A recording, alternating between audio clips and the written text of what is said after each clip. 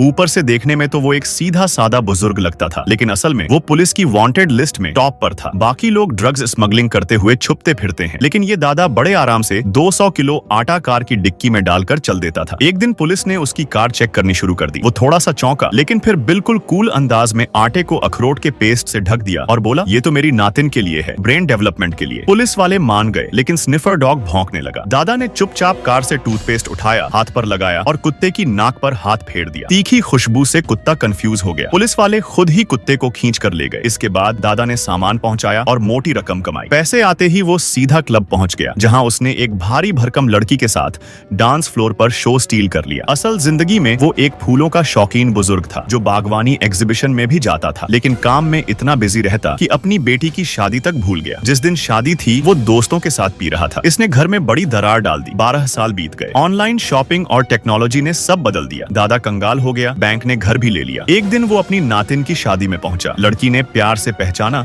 और गाड़ी में रखे फर्नीचर पर सवाल किया। दादा बोला, पड़ोसी की मदद कर रहा हूँ। दोनों घर में एंटर ही हुए थे कि बेटी सामने आ गई। कुछ बोले बिना चली गई। फिर उसकी पत्नी ने सामने सबके सामने भड़ास निकाली, बेटी की शादी में नहीं आया, अब किस मुंह से पोती की शादी में आए हो? तुमने खुद कहा था शादी का पूरा खर्चा दोगे। दादा चुपचाप वहाँ से चला गया। तभी पोती की सहेली का बॉयफ्रेंड आया। बातों बातों में पता चला कि दादा 41 राज्यों में घूम चुका है और कभी ट्रैफिक चालान तक नहीं हुआ। उसने एक विजिटिंग कार्ड दिया, यहाँ ड्राइवर की बहुत अच्छी नौकरी है। दूसरे दिन दादा एक गैराज पहुंचा। वहाँ एक गंजा आदमी मिला, जिसने उसे एक फोन दिया, सिर्फ कॉल सुनना और मैसेज देखना, सामान डिलीवर करके गाड़ी छोड़ दो, पैसे सीट के नीचे मिलेंगे। दादा ने कुछ नहीं पूछा, सीधा काम किया और चंद घंटे में $10,000 कमा लिए। वो फिर अपनी पोती की शादी में पहुंचा, सारे खर्चे खुद उठाए, नई कार खरीदी, पुराने दोस्तों के स्केटिंग क्लब को दोबारा शुरू करवाया। अब वो इस धंधे में पूरी तरह उतर चुका था। दूसरी बार फिर वही गैराज, वही गंजा आदमी, वही रूल्स। इस बार फोन में डांसिंग वीडियो भी था। दादा हंसते हुए मिशन पर निकल पड़ा। रास्ते में उसने शॉपिंग भी की, बाइकर्स से फ्लर्ट भी किया। 1 घंटे में डिलीवरी, फिर $60,000 इनाम। इस बार उसने अपने घर को वापस खरीद लिया, लेकिन अब पुलिस को शक हो गया था। आटा की सप्लाई मार्केट में बढ़ रही थी और पुलिस एक डीलर को पकड़ चुकी थी। उससे पता चला ये लोग खच्चर कहलाते हैं। इसी दौरान मैक्सिको में एक गैंगस्टर ने दादा की स्किल देख ली और एक 110 किलो का बड़ा ऑर्डर दिया, $2.8 मिलियन का। एक नौजवान लड़का छोटी मूंछों वाला दादा के साथ भेजा गया। वो उसके ऊपर गन तान कर बोला, मेरे रास्ते से ही जाना होगा। पर दादा अपनी मस्ती में गाड़ी चलाते गाने सुनता रहा। रास्ते में लोगों की मदद करता, लड़कियों को बुलाता, फुल एंजॉय करता। नौजवान चिढ़कर बॉस को फोन करता है, ये बूढ़ा कुछ भी कर रहा है, लेकिन गैंग लीडर हंसकर कहता है, डिलीवरी ठीक होनी चाहिए, तरीका नहीं।